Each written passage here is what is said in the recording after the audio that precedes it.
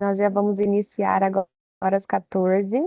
Nós temos 11 pessoas presentes. De manhã a gente teve muitas pessoas, né?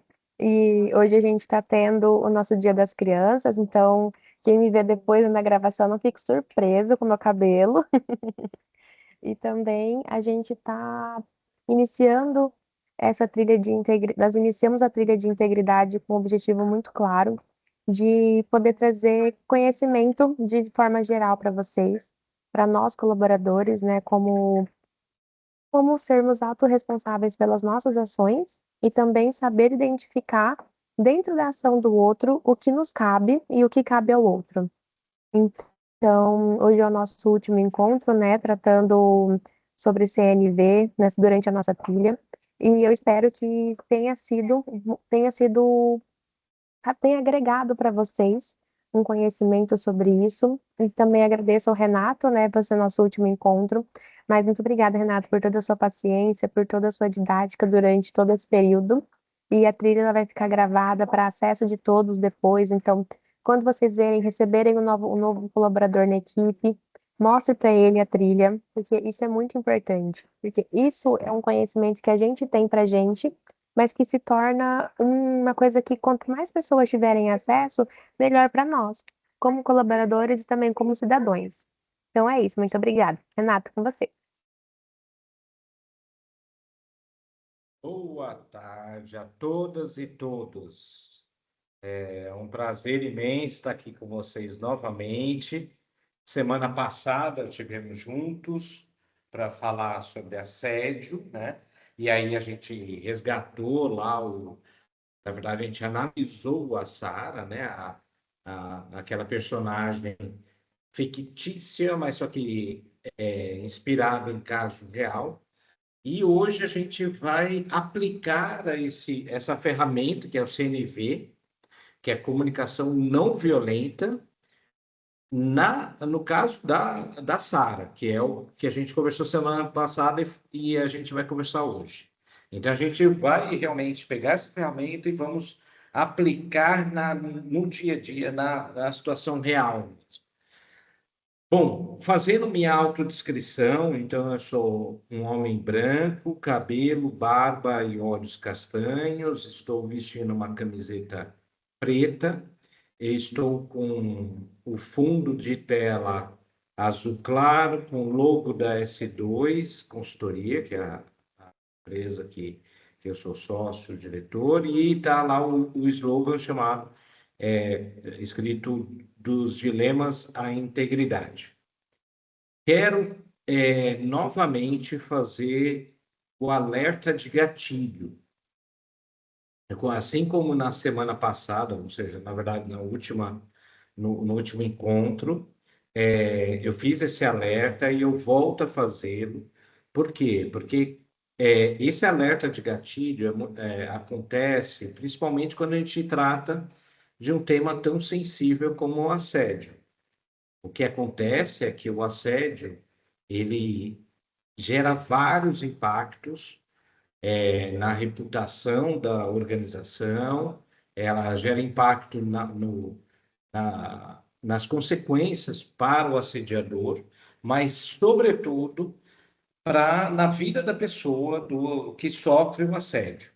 Então, a pessoa que sofre o assédio, ela tem um impacto não só na vida profissional, mas na vida como um todo, na vida pessoal, tudo afeta, né? Depois da vivência do assédio.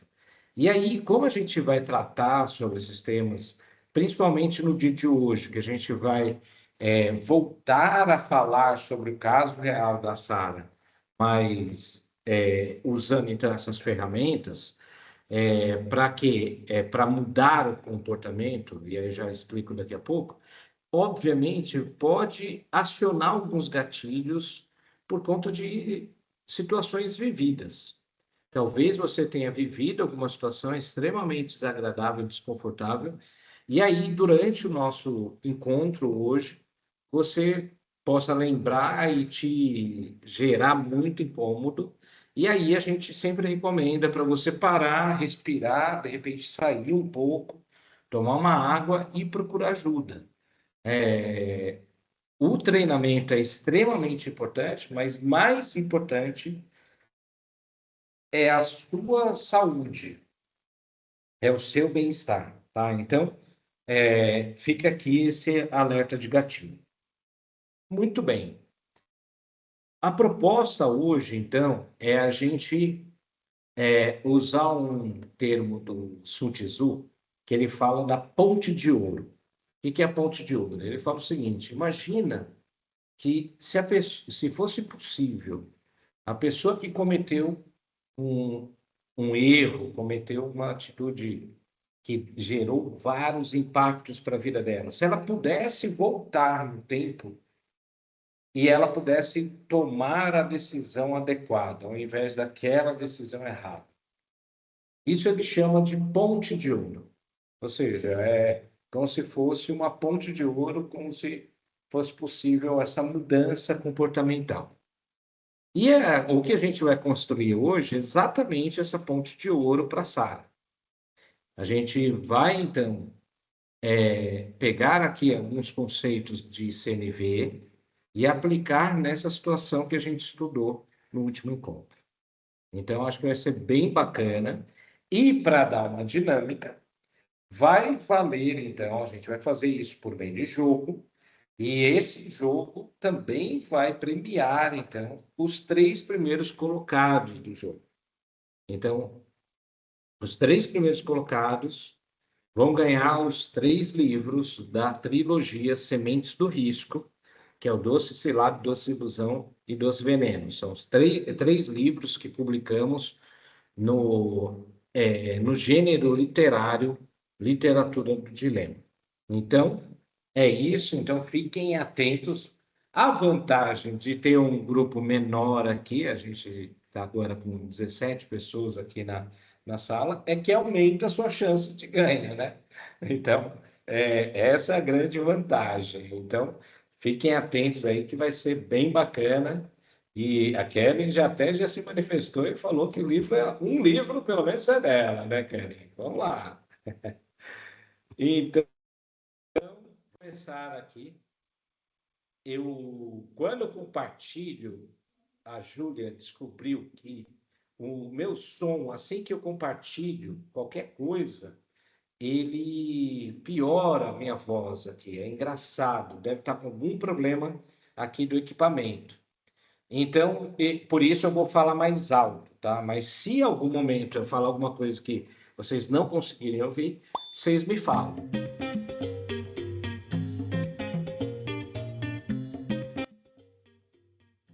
E deixa eu, inclusive, só já colocar, antes de... Deixa eu colocar no chat aqui, talvez facilite para entrar no jogo. Se você não quiser jogar pelo celular, você pode jogar aqui pelo seu computador mesmo. Então, é só digitar o carro.it em qualquer navegador, e aí coloca o nome do grupinho, ou se não, só clica aí no link que eu acabei de mandar.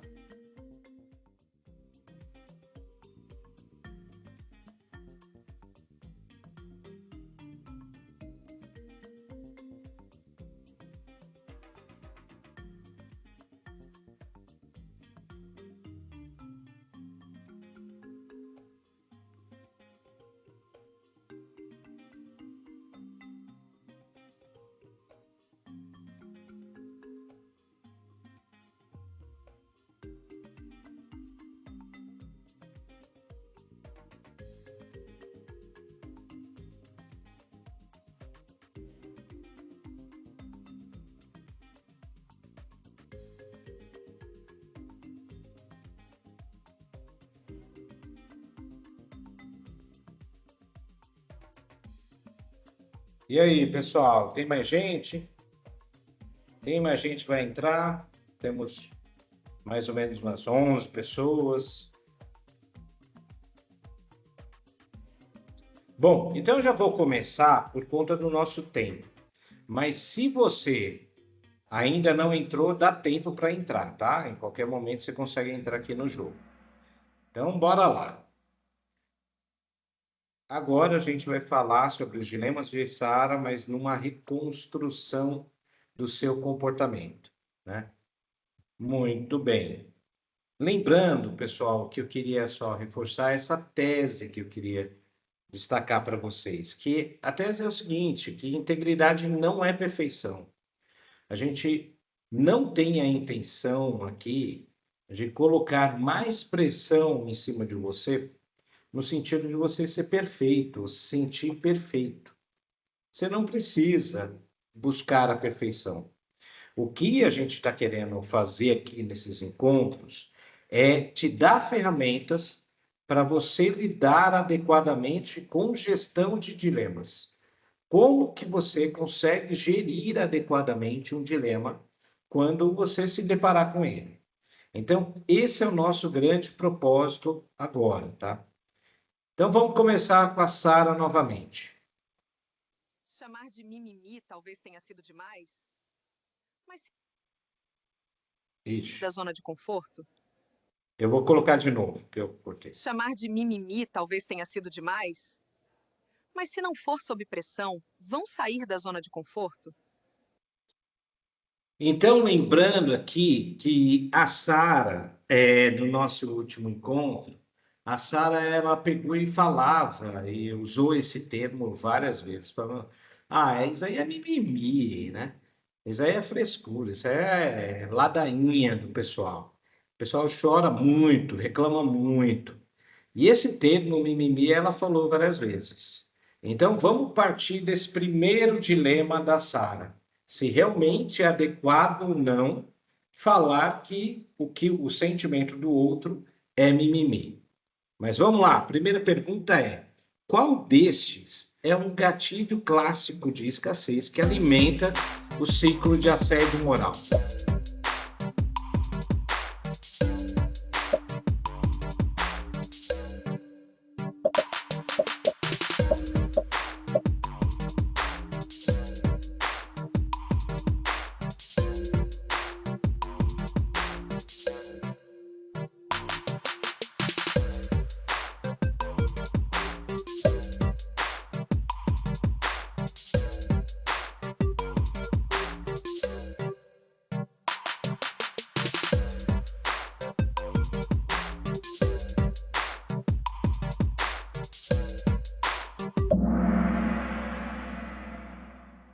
Muito bem, então a maioria acertou, né? Sobrecarga com reconhecimento simbólico. Diferente do pessoal da manhã, que teve 3 pessoas que votaram no falta de café na Copa. Eu achei muito engraçado, porque aí eu até brinquei, né? Eu falei para o pessoal o seguinte: eu também sou cafezeiro, né? Então, quando falta café para mim, principalmente de manhã, eu fico extremamente irritado, né? É, mas é brincadeira, né? Na verdade, não é a falta de café na copa. Ambiguidade de funções. 3 pessoas votaram nessa alternativa e eu queria só explanar um pouco o conceito. Pessoal, não é adequado, não é esperado e não é bom que aconteça ambiguidade de funções, ou seja, a pessoa ter que fazer uma outra função além da função dela. Isso tem até nome, é desvio de função. Então, a lei ela não permite que isso aconteça. Agora, se eu falar para você que isso nunca vai acontecer, eu vou estar mentindo, porque isso pode acontecer, ou não deve, mas isso acontece, infelizmente acontece. Por quê? Porque tem situações que a gente não consegue prever ou antecipar uma situação. Como, por exemplo, de repente, um colega fica doente. E aí você que tem que pegar e assumir a função dele também, porque senão a peteca vai cair, né? Ou seja, a gente vai perder ali alguma coisa muito importante. Então, essas coisas, elas acontecem. A única coisa é que não pode ser de forma recorrente e perene. Agora, aqui vai ter um colega, você pode assumir outra função além da sua? Certamente isso vai acontecer em algum momento. E isso não configura um assédio moral, tá? Assim como o home office forçado. também não configura. Por mais que o ideal é sempre consenso, conversado, mas pode ser que aconteça isso. E aí, o que eu quero colocar é o seguinte, o ideal é sempre ter uma conversa franca, ou seja, tipo, ó, Renato, você vai ter que assumir a função do coleguinha lá, que tá doente e tal, mas é por um período e tal. Ter uma conversa, um diálogo aberto, isso ajuda muito para diminuir uma situação de assédio mesmo. E aí, agora, sobrecarga com reconhecimento simbólico, o que é isso? É o seguinte, eu dou muita atividade para a pessoa e finjo que eu estou reconhecendo ele. Eu finjo, que legal que você está ali e tal, não sei o quê, mas eu não estou nem aí, na verdade, com a condição dessa pessoa. Então, eu sobrecarrego ela e não me preocupo com ela. Então, esse é um dos fatores, tá? Muito bem, como que estamos aqui de placar? Então, Wesley, Elisângela, Júlia, Franklins, e Guilherme. Vamos lá. Qual intervenção teria maior efeito comportamental preventivo nesse dilema?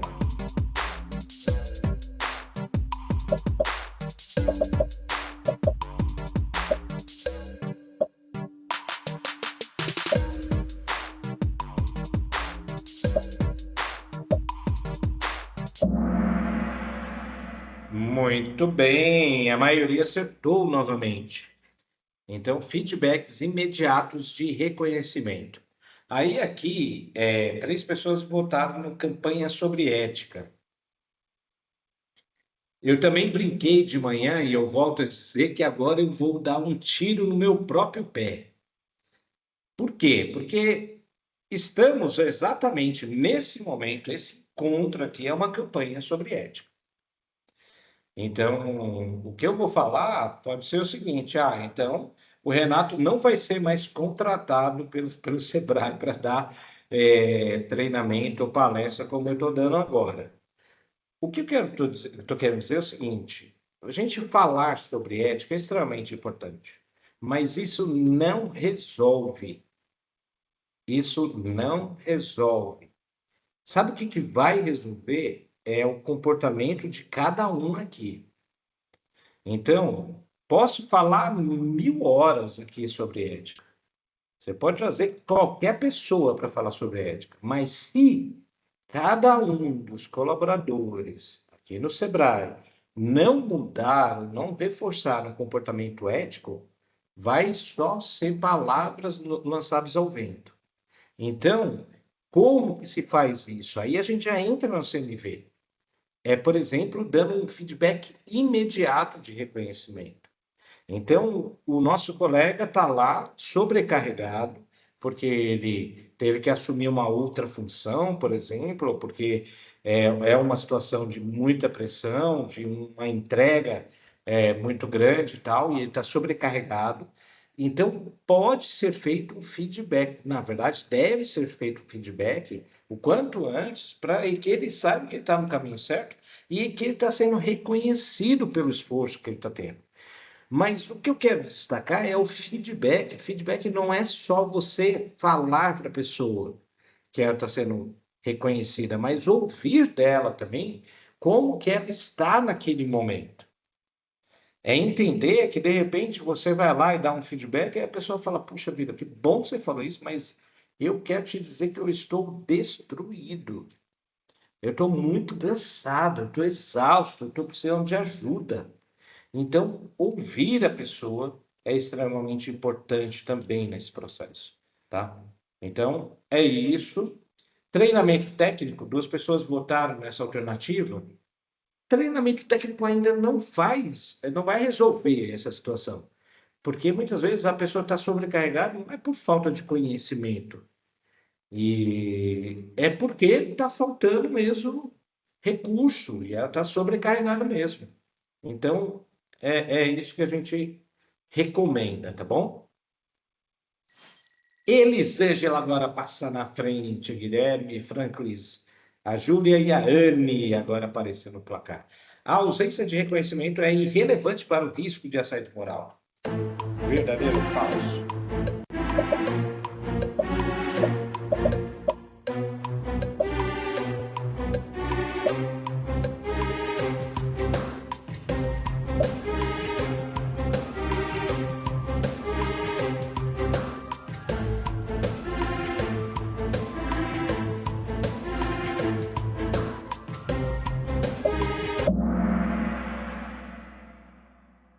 É isso mesmo, pessoal.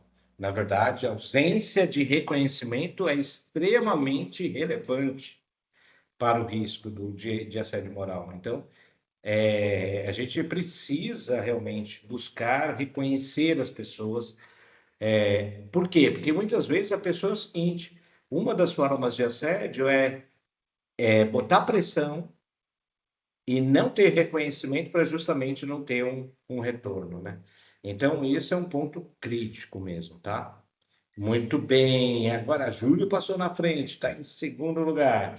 Vamos lá, pessoal. Dentro do código temático de racionalização, a gente tem a culpa da vítima, a justificativa situacional, ou seja, tá muita pressão, tá muita correria e tal, e aí é como se fosse justificar o comportamento de assédio, que é um gatilho, é exatamente essa situação.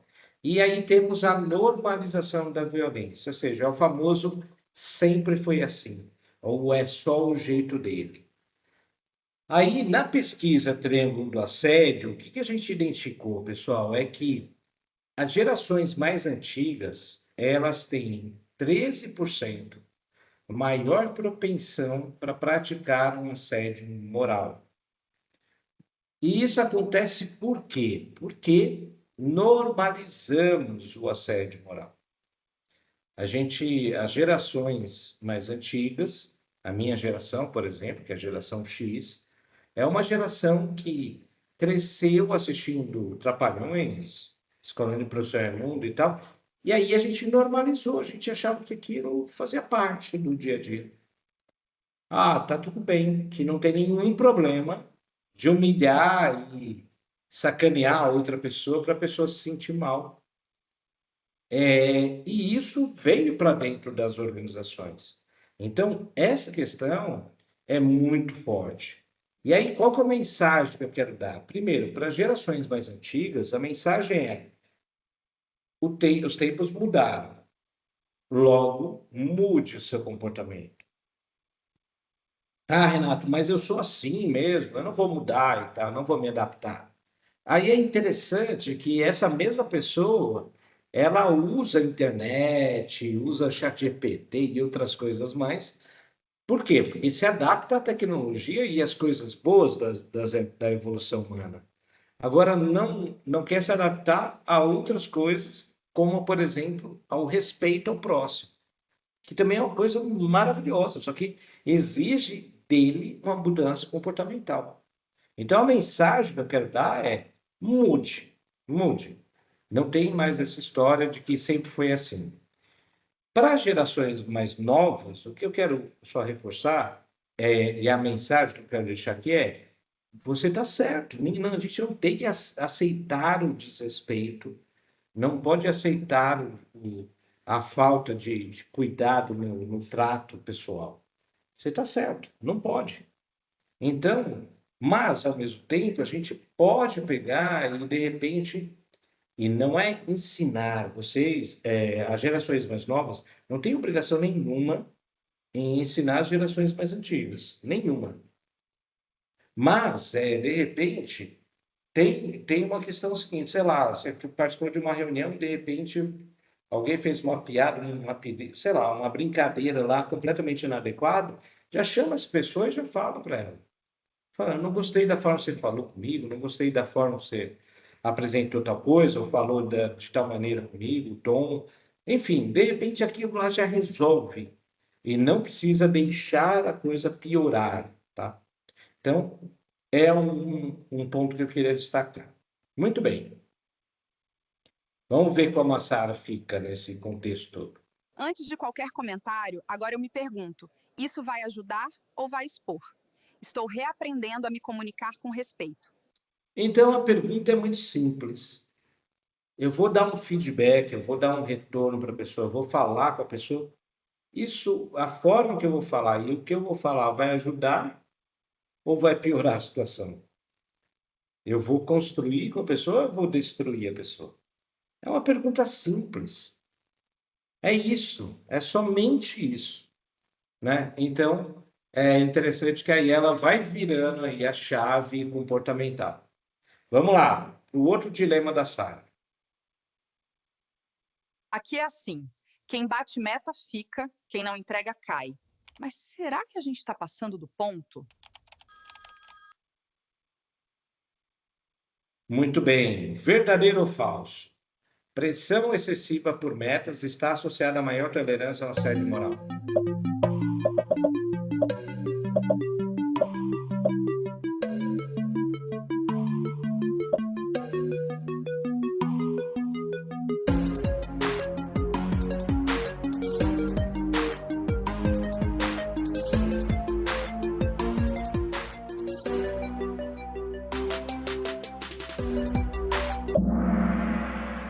Muito bom, a maioria acertou.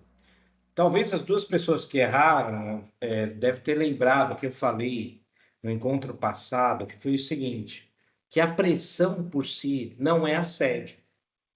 E de fato não é assédio, a pressão, situações estressantes não é assédio.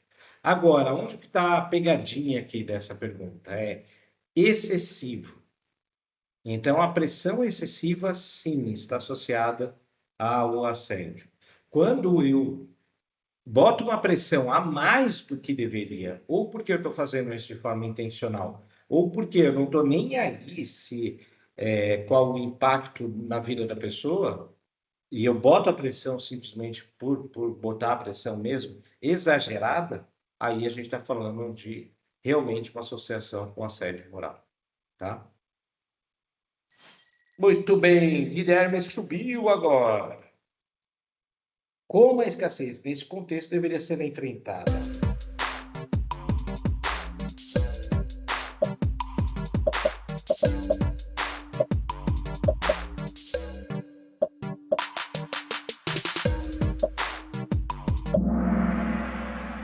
Olha, sensacional, 100% de acerto, é isso.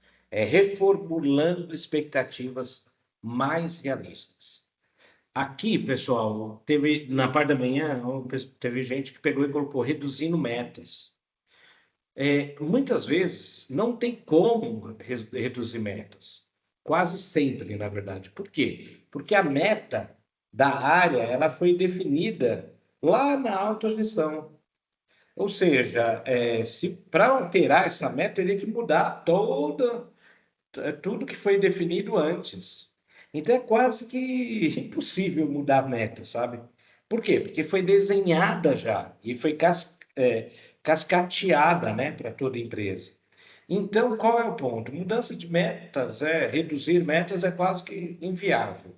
Agora, reformular as expectativas, sim, isso é viável. E tem que ser feito, tem que ser olhado de cara o tempo todo quais são as expectativas? As expectativas geradas e as superadas ou realizadas, tá? E teve algumas pessoas, não lembro, uma ou duas pessoas, sei lá, colocaram mudando o gestor, né? Ou seja, quando o gestor realmente não respeita nada disso, talvez é a hora de mudar o gestor. Muito bem. Olha, a Elisângela está até assim com a chama lá da vitória, né? Na mão. Liderar com autoridade é o mesmo que liderar com intimidação.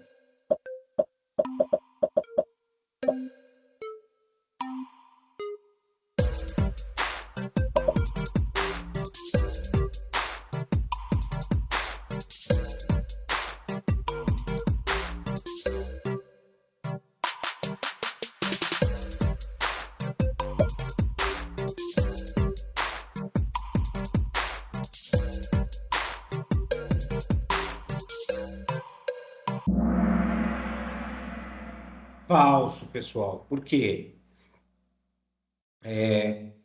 Tem como, e na verdade é totalmente possível, é esperado que você lidere com autoridade, porque a autoridade, na verdade, já pertence ao líder.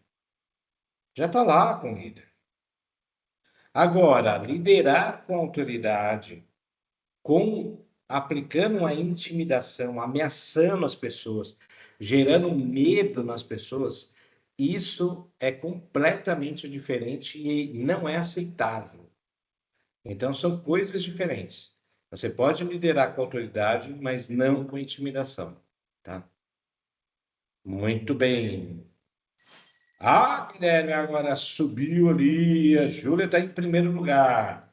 E aí, aqui, pessoal, uma das formas de assédio é a deterioração proposital das condições de trabalho, que nada mais é do que o famoso pede para sair 02. Quando eu dou tanta pressão, tanta atividade para a pessoa não aguentar e pedir demissão.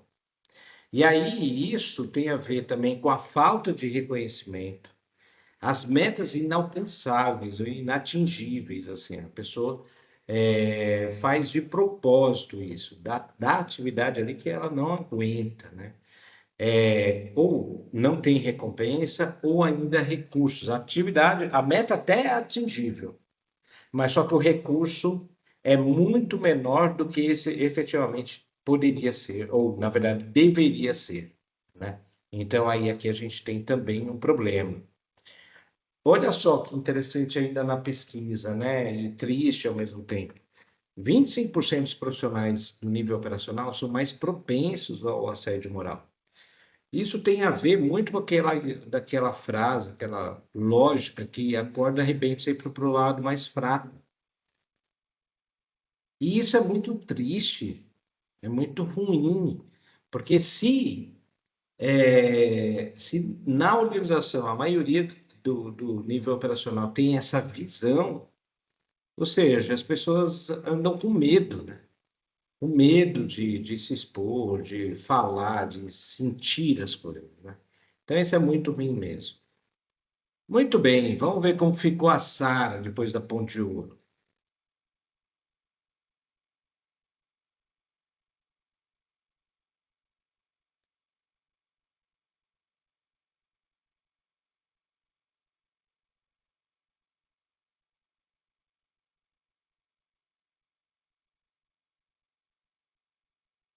Precisamos de resultados, mas com saúde emocional. Hoje, nossas metas vêm com conversas abertas sobre o clima do time. Ou seja, pessoal, não basta só chegar na meta, mas eu preciso chegar na meta com a saúde emocional, a saúde mental da equipe intacta, ou seja, positiva. Então, as conversas abertas, francas, de, putz, legal, atingir uma meta, mas e aí, como que a gente está nesse processo aqui? Como que a gente está se sentindo? Como que está a nossa cabeça nisso tudo, né? Vamos para o outro dilema da Sara. Se eu não cobrar desse jeito, ninguém entrega nada por aqui. Será que estou mesmo passando do limite? Então, aí ela pega e faz essa pergunta, porque, na verdade, ela bota uma pressão e a forma que ela cobra é extremamente agressiva, né? Mas, lembrando, né, da história lá da Sara. Então, vamos para a pergunta. Expor erros em público constrange, mas não caracteriza assédio moral.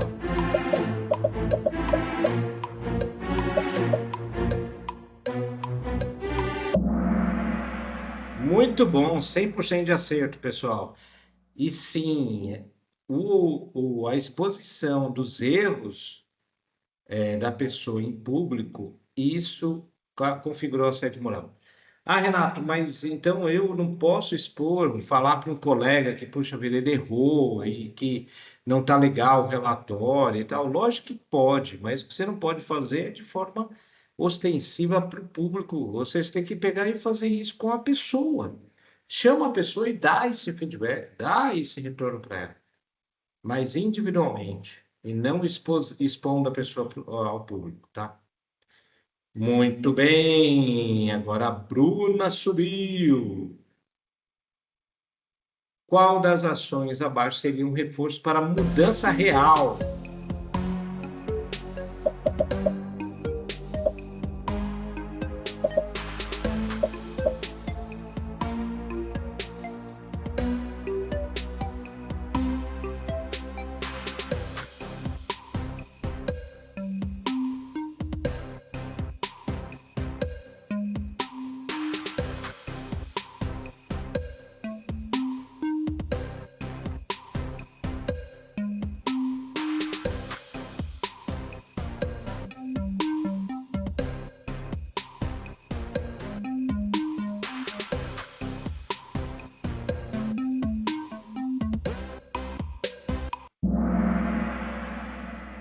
Pô, essa turma aqui é uma turma pequena, mas uma turma fera. E tá todo mundo acertando 100%. Então, o placar vai estar uma guerra mesmo, hein? Então é isso, é reunião com escuta ativa, pessoal. Então, isso é muito mais efetivo do que um pedido de desculpa generalizado. Sabe o que é esse pedido de desculpa, que é aquele clássico? Ah, desculpa por qualquer coisa. Desculpa por qualquer coisa, isso é para nada, né? Isso é para nada. Tipo, ou seja, está falando que desculpa, sei lá, aos ventos. Então não, é isso. É você realmente sentar com a pessoa, conversar com ela, ouvir o lado dela, a versão dela, apresentar a sua versão. E aí sim a gente tem aqui um avanço, uma comunicação não violenta de fato.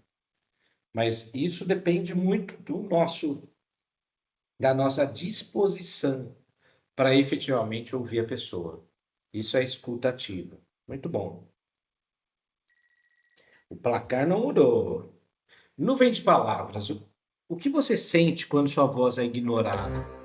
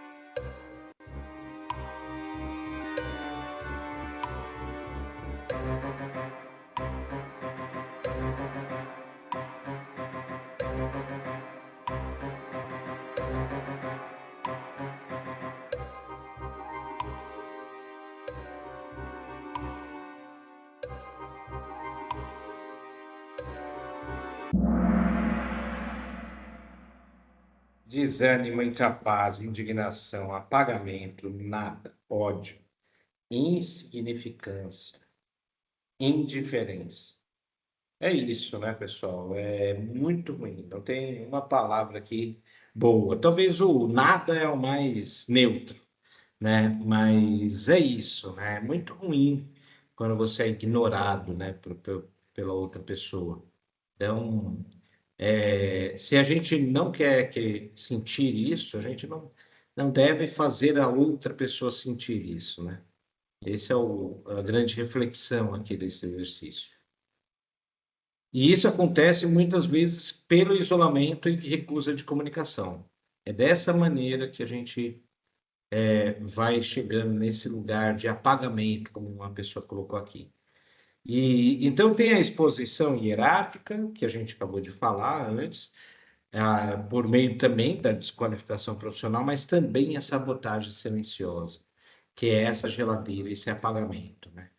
E olha só que interessante, também na pesquisa apontou que os profissionais com mais de 15 anos de casa, eles são mais vulneráveis ao assédio moral, porque é aquela ideia de que nada muda se nada muda, sabe aquela ideia de, puta, não tem mais jeito, é assim mesmo. Esse não tem mais jeito, é assim mesmo. Isso é muito ruim, não só para a pessoa, mas para a organização como um todo. E aí, vamos ver como a Sara ficou depois da Ponte de Ouro.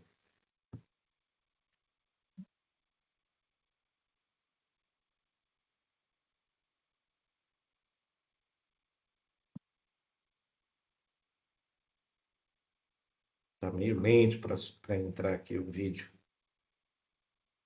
Eu percebi que o tom que eu estava usando era prejudicial. Agora estou aprendendo a dar feedback de forma respeitosa e construtiva. Então, ou seja, tem uma palavrinha aqui que é muito importante, que é construtivo, né? Ou seja, a pergunta é: eu vou dar um feedback, mas vai construir algo nesse feedback ou não? É essa questão também, né? Então é bem prático, né, pessoal? Vamos para eu acho que para mais um dilema Se eu dela. não der essa sacudida no André, ele nunca mais vai voltar aos eixos. Será que eu peguei pesado demais? Lembrando que a Sara pegou e chegou para o André e e começou a dar aquela lavada nele, humilhar ele ali na porta do banheiro, que estava no corredor, todo mundo vendo, era um negócio super constrangedor. Aí ele, desesperado para sair de perto dela, ele entra no banheiro. Ele entra no banheiro masculino para fugir dela e ela entra atrás. E vai lá e dá uma chacoalhada fisicamente. Ficar lá e tal, dá uma aloprada nele.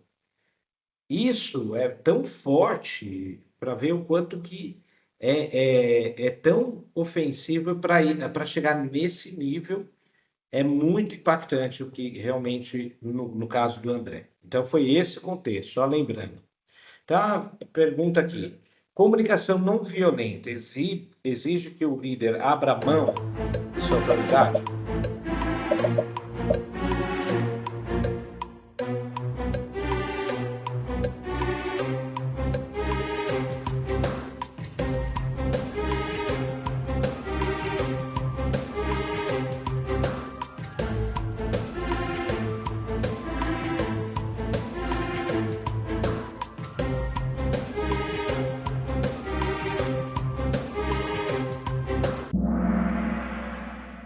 Perfeito, 100%. Então, não, comunicação não violenta não abre mão da autoridade do líder.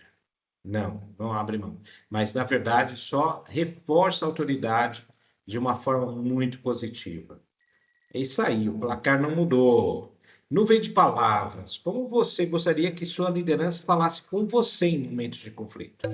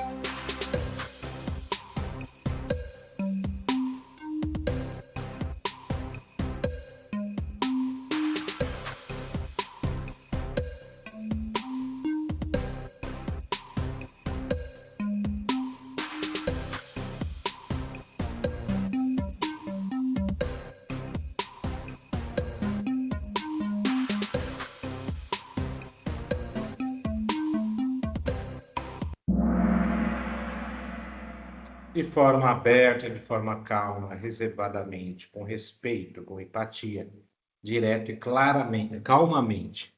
É isso, pessoal. Ou seja, é respeito, né?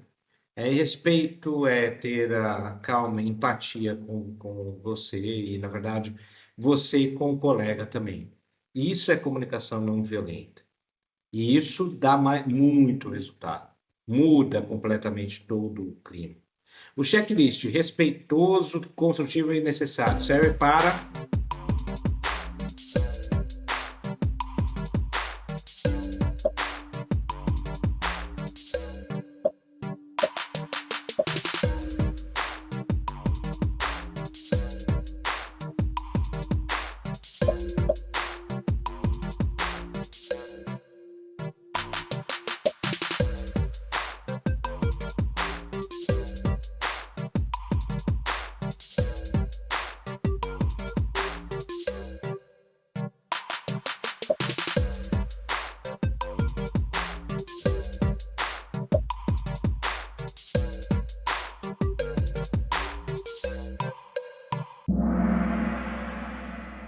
Então, serve para quê? Para melhorar o tom de voz, não está todo errado, não.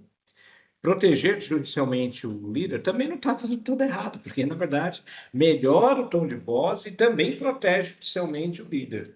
Mas, sobretudo, serve para pensar duas vezes em como você vai, o que você vai falar. E aí são três critérios de comunicação não violenta muito objetivos. É a pessoa respirar, pensar, e o que eu vou falar é respeitoso, é construtivo, e realmente é necessário falar. Passando nesses três critérios, aí sim você filtra a intenção do que você vai falar. e de como você vai agir. É isso mesmo. Muito bem. E agora, e aí isso para quê? Para não atentar contra a dignidade do colega, né? E também não chegar na violência física que a Sara cometeu contra o André. Então, é isso. Pessoal, um detalhe, né? Não está batendo 100% aqui. Por quê? Porque não acontece uma forma ou outra de assédio. O assédio pode acontecer de diversas formas em um único caso. E muitas vezes começa com uma brincadeira torta, um comentário desconcertante, desnecessário, né? E vai chegando até mesmo a violência física que a Sara cometeu contra o André, tá? Muito bem. Depois da Ponte de Ouro, como que fica a Sara, né? O que pode mudar no comportamento dela?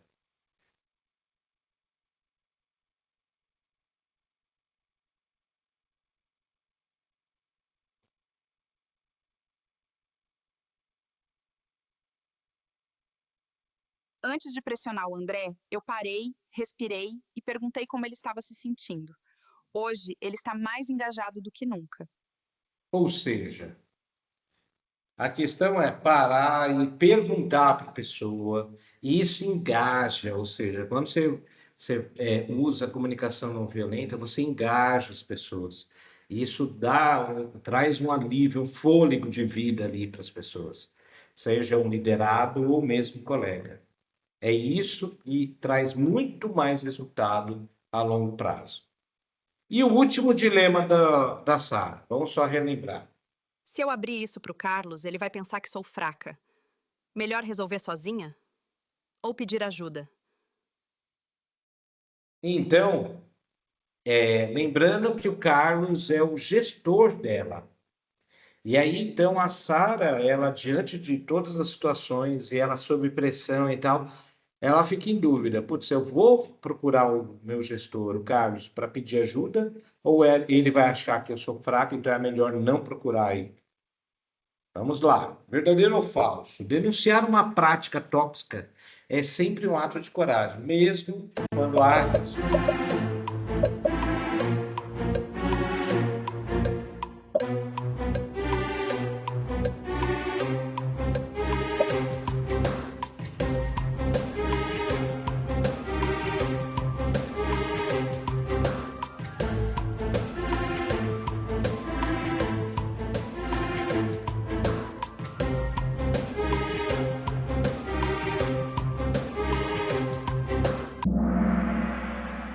Sensacional, 100% de acerto.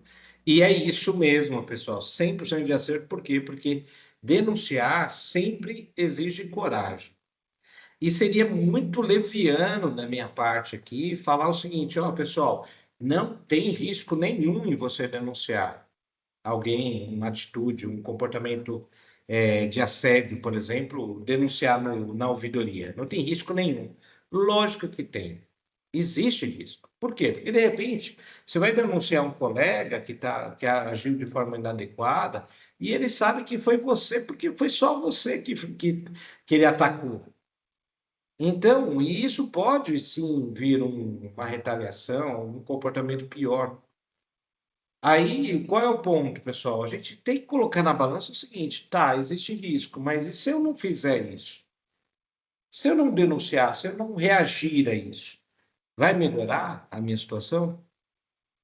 Eu te garanto que é sempre melhor reagir no contexto aí de assédio do que deixar a coisa só vai piorar. E pode ser que você vai adoecer de tal maneira que você não vai ter como se reerguer.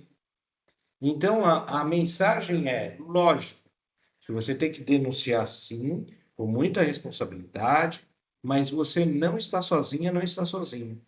Tem que reagir, porque só vai piorar se não fizer nada. Muito bem, agora o Guilherme que está com a tocha lá da vitória na mão, hein? Qual o principal obstáculo para quem pedir ajuda no ambiente de trabalho?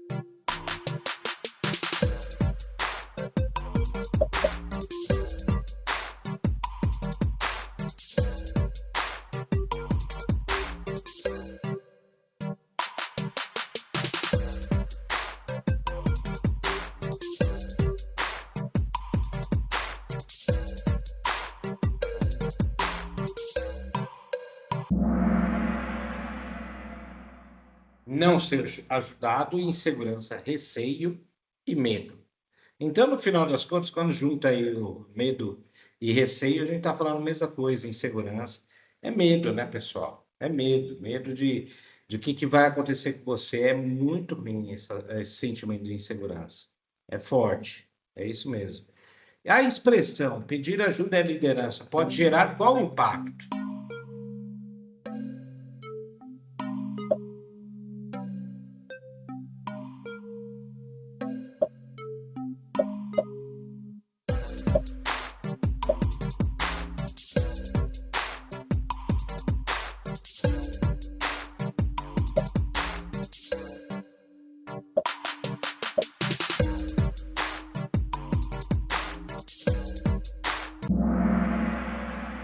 Então, reduz a resistência ao erro. Quando a gente reforça uma cultura onde não existe medo em pedir ajuda, as pessoas elas vão ter menos medo, inclusive, de cometer erro. E isso é muito positivo para a cultura. Porque senão, todo mundo fica lá receoso, não faz nada, fica engessado, fica paralisado, porque tem medo de enfrentar ou de cometer um erro. Então é isso, pessoal. Beleza. E isso tem a ver com a cultura, isso reforça uma cultura positiva, porque o assediador, o assédio não tem a ver só entre assediador e assediado, mas tem a ver com a cultura como um todo, né? Muito bem, e aí só para finalizar aqui ainda da pesquisa, 40% praticamente dos profissionais aceitam o assédio como algo normal, ou como parte da vida. E isso é um efeito manada, pessoal. Então tá mais do que na hora de a gente mudar esse cenário, tá mais do que na hora de a gente virar a chave, de reforçar um ambiente positivo, pessoal. Porque senão isso é muito ruim para todo mundo mesmo. Viver num contexto de medo, de um ambiente tóxico, né? Muito bem. Vamos ver como que a Sara agora mudou o Decidi comportamento. falar com Carlos. Falei sobre os desafios da equipe. Foi difícil, mas o apoio que recebi fez toda a diferença.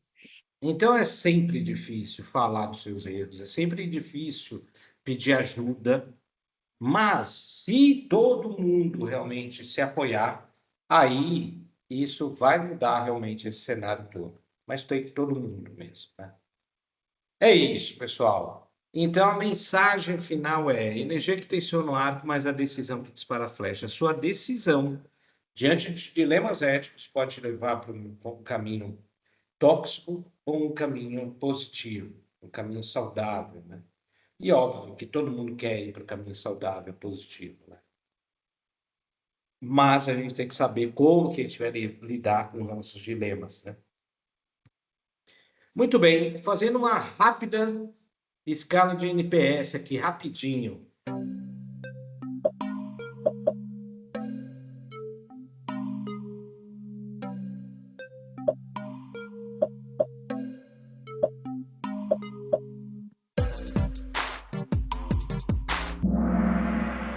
Muito bem. E aí, pessoal, eu só queria então já encerrar, convidando você que, se você gostou de participar, de discutir esses assuntos que são assuntos do nosso dia a dia, profissional mesmo, para acompanhar aí o nosso podcast chamado Dissimulados, que tem tanto no YouTube quanto no Spotify, tá? E se você quiser me seguir também, tem aqui no Instagram o meu contato, que é o Renato Santos, _PhD. Então vai ser uma grande honra ter você me seguindo, tá bom? É isso, e aí, sem mais delongas, vamos conhecer os 3 vencedores e ganhadores dos livros. Em terceiro lugar ficou Júlia. Muito bem, Júlia. Em segundo, Wesley. Em primeiríssimo lugar, Guilherme. Muito bem. O Guilherme nem estava no placar inicialmente, hein, Guilherme? Aí depois foi subir na E chegou em primeira, hein? Muito bom. Muito bom. Pessoal, temos ainda uns 5 minutinhos, então eu queria deixar aberto aqui para a gente dialogar e tirar dúvidas ou colocar algum ponto, enfim, fiquem super à vontade.